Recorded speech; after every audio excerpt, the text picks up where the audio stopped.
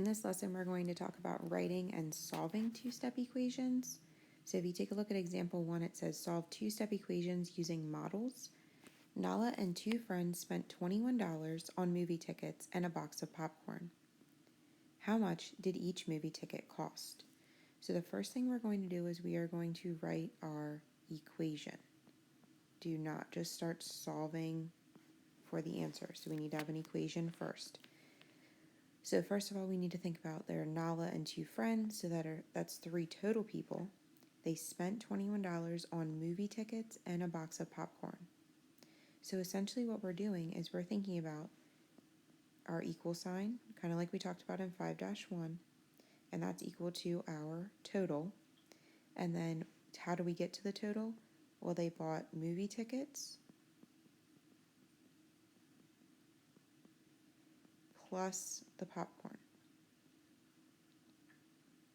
And now we're just going to fill in what we know. So we know they bought 3 movie tickets. We don't know the cost of the movie tickets, so we're going to label that X, and X equals the cost of the ticket. So 3 times X to figure out the cost of the movie tickets, because there's 3 people, times the cost, which is X, plus the popcorn, which is $6. Notice that they only bought one thing of popcorn, a box of popcorn, not 3 times 6. The total that they spent was $21. So this would be our equation. Now we're going to solve. So our job now is to solve for X. So we're going to rewrite our equation. 3X plus 6 equals 21. We're going to draw the line down through the equal sign. We are always going to get rid of the constant or the number without the variable first. So in order to undo adding 6, we need to do the opposite. The opposite of adding 6 would be subtracting 6. We are going to subtract 6 on both sides. Our 6's cancel, leaving us with 3x. 21 minus 6 is going to give us an answer of 15. Now our final step is to get x by itself, or to isolate the variable, because again we're trying to figure out what x is equal to, aka the cost of the ticket. This is multiplication, 3 times x. To undo multiplication, we are going to divide. We're going to divide by 3 on both sides. X is equal to 5. So the cost of each ticket is $5 per ticket. So that would be our answer for example 1. Here's our equation. Here's our answer to the question. Take a look at example 2.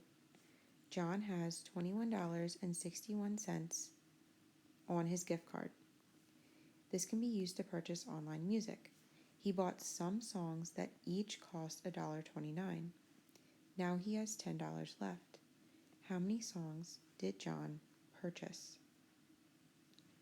So we are going to need to identify the variable. Again, I'm just going to use the letter X, and X represents the number of songs. Again, it's important that you understand what the variable represents so that you know what you're solving for. Next, we're going to set up our equation. So I'm going to set up my equal sign, and then I'm going to think about what am I starting with? What was my original total amount of money? That is the $21.61, not the $10 that he has left. Now we're thinking, okay, this is how much John started with. What did he do to spend that money, or what is he doing to get back to that total of $21.61? Well, he's buying some songs, so X amount of songs, and they each cost $1.29. So we're going to take $1.29 times X, or $1.29 for each song. We're going to add the $10 that he has left over, because essentially the money that he spends on the songs plus the $10 he has left over is getting us back to our original cost, or original balance of $21.61. Again, this is my equation, and now I'm going to solve. So we're going to draw a line down through the equal sign. we are getting rid of the constant first, so we're going to subtract 10 on both sides. Our 10s cancel, and we're left with $1.29 times x.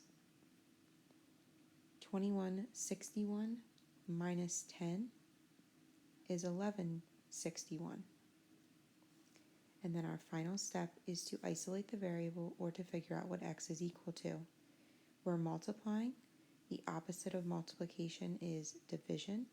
So we are going to divide by $1.29 or 1.29 on both sides to figure out the cost of each song.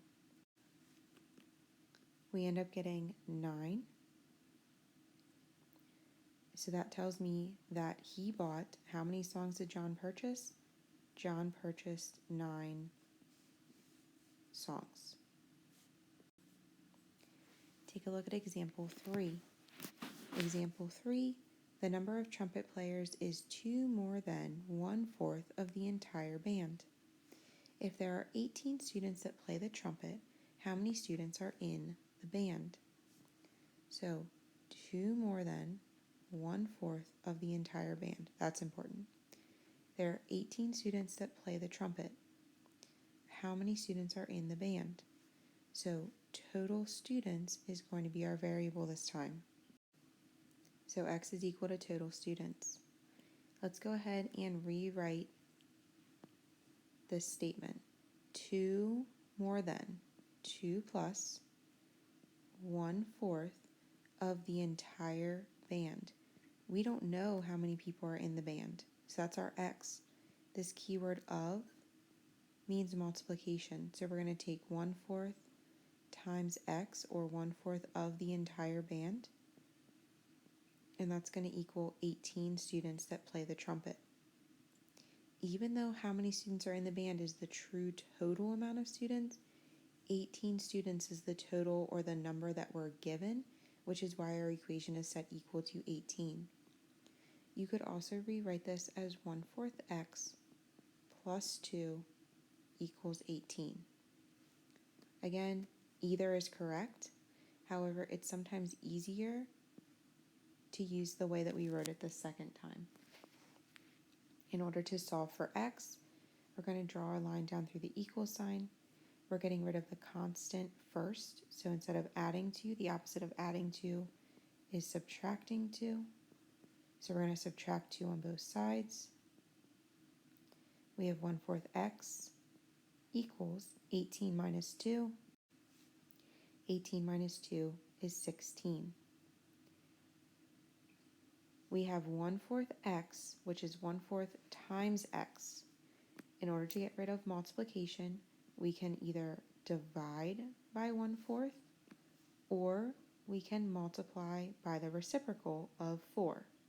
You need to pick which one you want to use.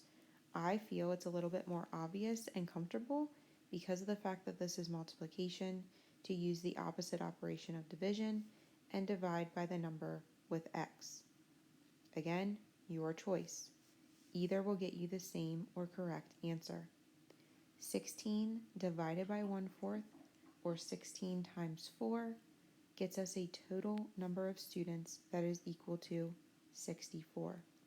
And then we would put 64 students because those are the students that are in band. You could also put 64 total students in band to be a little bit more specific with your answer. Go ahead and take a look at the try it. I would like you guys to kind of figure this one out yourself and then go ahead and restart the video once you think you have the equation. Check the equation first and then go ahead and pause again and solve your equation for the answer. So your equation would be 2b plus 4 equals 22. And then now you're going to go ahead and solve. So notice that I solved the equation and I got $9 per game. All right, the final piece is the 3 practice questions. So I would like you to go ahead and work on the 3 practice questions. And then once you feel like you're ready to check your answers, go ahead and hit play. And then you can check your answers in the video. Notice in my equation for number 1, I have Tracy spent 38 less than 3 times what Daniel spent. If Tracy spent $10, how much did Daniel spend? So the amount Daniel spent is our x. So 3 times what Daniel spent would be 3x. And then 38 less than. So if I say like 38 less than 40, I would do 40 minus 38. So I need to make sure that I flip that in my equation as well. And then we're going to solve. Make sure you're using the opposite or the inverse operation. So the opposite of minus 38 is adding 38 on both sides. These would cancel. We'd be left with 3x is equal to 48. Then we're going to divide by 3. X equals 48 divided by 3 is 16. So Daniel spent $16. Number 2, Christy ran 24 laps in a charity run and then walked 0.2 kilometers to the presentation table. The total distance Christy traveled was 29.6 kilometers. What was the distance of each lap? So again, this would be our x, is the distance of each lap. So we know she ran 24 laps at a certain distance. So 24 times x would get us that total distance that she ran in all of her laps, plus the 0.2 kilometers that it took her to walk to the presentation table, equals our total kilometers of 29.6. And now we're going to go ahead and solve our equation. Draw a line down through the equal sign. We're doing the opposite of adding 0.2, so we are subtracting 0.2. We get 29.4 equals 24x, and then we are going to divide by 24 on both sides. When we do that, we get 1.225, so the distance of each lap, 1.225 kilometers.